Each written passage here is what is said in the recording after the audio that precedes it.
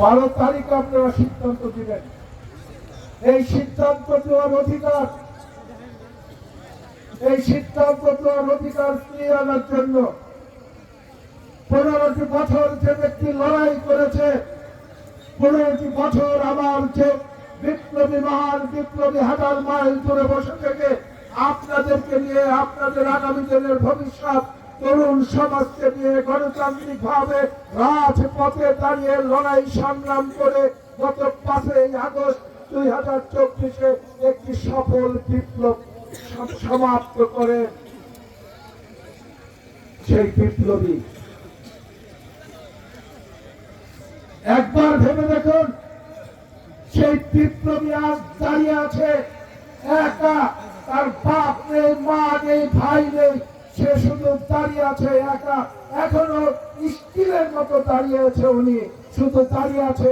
এই বাংলাদেশের 18 কোটি মানুষ, আমার মা বোন, আমার পিতা চাচা এবং আগামী দিনের তরুণদের ভবিষ্যৎ, একটি সুন্দর ভবিষ্যৎ উপহার দেওয়ার জন্য। আর তার সেই সুন্দর বাংলাদেশ গড়া প্রত্যয় বা সিদ্ধান্ত নিতে হবে আমাদের আগামী 12ই ফেব্রুয়ারি সকাল 7টা থেকে বিকেল 4টার মধ্যে আপনাদের সেই সিদ্ধান্ত নিতে হবে। আপনারা বলেছেন আপনাদের সিদ্ধান্তটা কাকে দিবেন। আগামী 12 তারিখে যে সিদ্ধান্ত দিবেন, বাক্স থাকবে 2টি। একটি থাকবে শহীদ প্রেসিডেন্ট জিয়াউর রহমান, বেগম খালেদা জিয়া, বিপ্লবী তারেক রহমানের বাক্স। আরেকটি থাকবে 71 সালে এই বাংলাদেশের স্বাধীনতা যুদ্ধের সময় যে দলটি বিরোধিতা করেছিল, আপনারা সবাই জানেন যে জামাতে ইসলাম 71 সালে রাজাকার আলবদর আল শাম তৈরি করে এই বাংলাদেশের স্বাধীনতার বিরোধিতা করে এই বাংলাদেশের 30 লক্ষ ভাই আর 3 লক্ষ মা বোনকে হত্যা করেছিল। সেই জামাত আবার পিছনে কাজটা দিয়ে বৈদেশিক ষড়যন্ত্রে এবং আমাদের এই কোমলমতি মায়েদের বোনদের মন ভুলিয়ে আমার কৃষক সমাজের, আমার শ্রমিক সমাজের পিতা চাচা মুরব্বীদের মনকে গলিয়ে আবার তারা ষড়যন্ত্র লিপ্ত হয়েছে এই বাংলাদেশের স্বাধীনতা এবং গণতন্ত্রকে নস্যাৎ করার জন্য।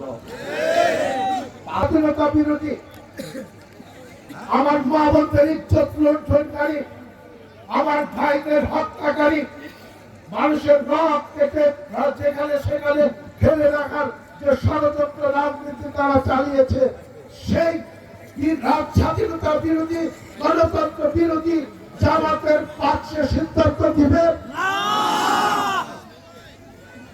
নাকি স্বাধীনতার পক্ষে, গণতন্ত্রের পক্ষে?